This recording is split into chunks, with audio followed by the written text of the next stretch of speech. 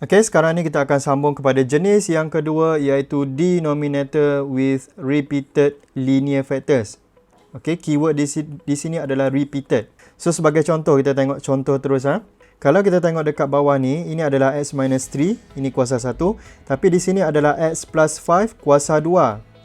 So bila x plus 5 kuasa 2, dia akan jadi 1 adalah macam ni, b over x plus 5.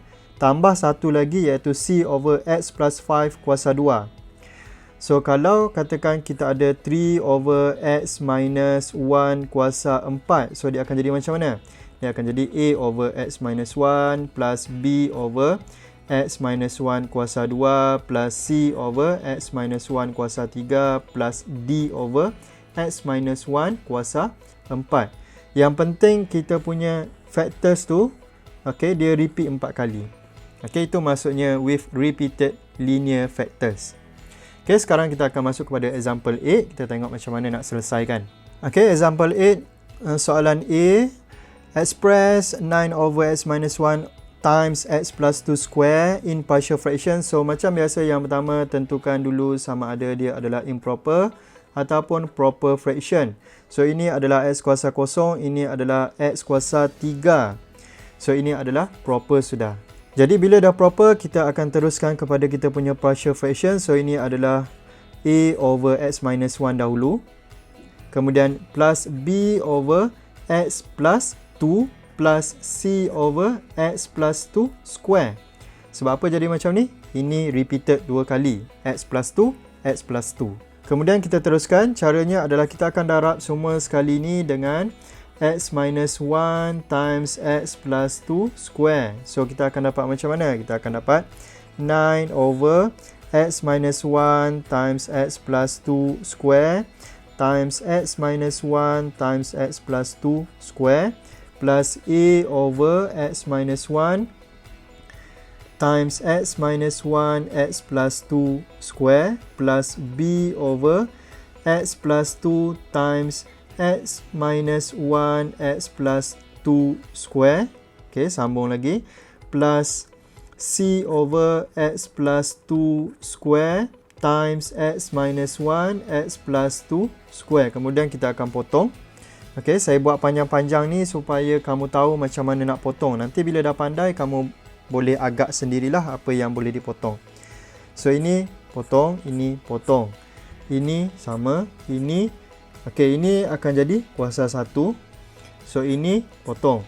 So, end up kita akan dapat 9 is equal to ax plus 2 square plus b x minus 1 x plus 2 plus c x minus 1.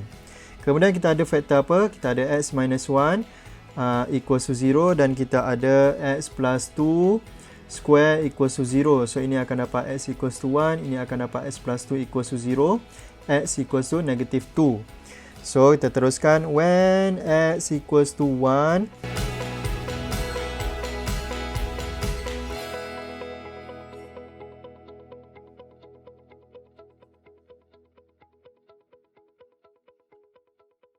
okey, dan kita dah dapat dua jawapan. A sama dengan 1, C sama dengan negatif 3. Untuk cari B, kita boleh guna apa-apa nilai X. So, katakan yang paling senang sekali adalah kita boleh gunakan when X equals to 0. So, kita akan dapat 9 equals to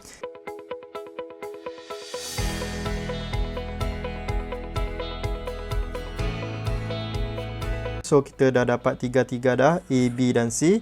Apa yang kita perlu buat sekarang adalah kita masukkan sahaja dalam kita punya equation kat sini. Yang akhir, final statement, 9 over x minus 1 x plus 2 square is equal to A adalah sama dengan 1 per x minus 1. B adalah negatif 1 per x plus 2. C adalah negatif 3 per x plus 2 square. So, inilah jawapan akhir kita. Okey, kita pergi kepada soalan B.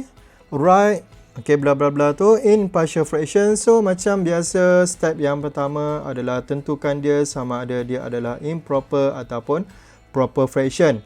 So, bahagian numerator kita ada kuasa 3. Bahagian denominator kita ada kuasa 2, so dia adalah improper. Kalau improper kena buat apa? Kena buat long division dahulu. So sekarang ni kita buat long division. Yang pertama, kita akan expand dulu. X plus 1 square ni dia adalah sama dengan X plus 1 darab dengan X plus 1. So expand, kita akan dapat X square plus 2X plus 1. Kemudian kita akan buat long division.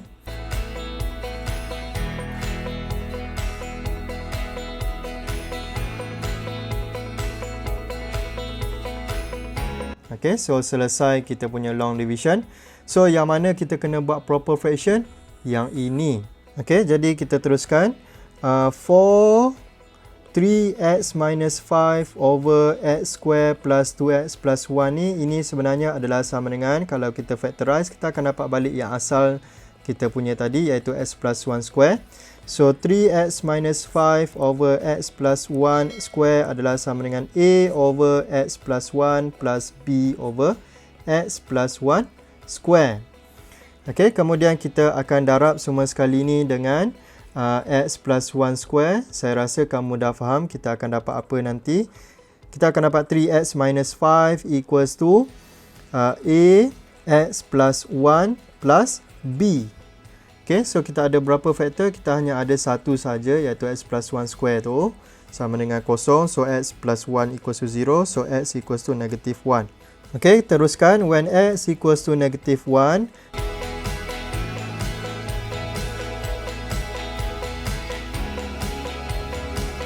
bila dah dapat macam tu, okay, kita dah dapat nilai b, nilai a, kita akan masukkan dalam kita punya equation ni. So kita akan dapat 3x minus 5 over x plus 1 square is equal to 3 over x plus 1 plus negative 8 over x plus 1 square. Okay, kita kemaskan sikit, keluarkan negatif tu. So kita akan dapat negative 8 over x plus 1 square. So dah selesai ke belum? Belum, sebab soalan tak minta kamu jawab yang ini. Dia minta kamu jawab yang ini. So kita tulis balik.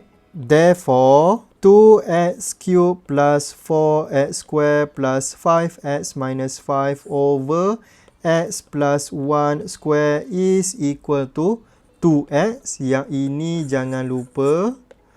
Okay, kemudian plus 3x minus 5 ni kita dah dapat jawapan dia yang ini.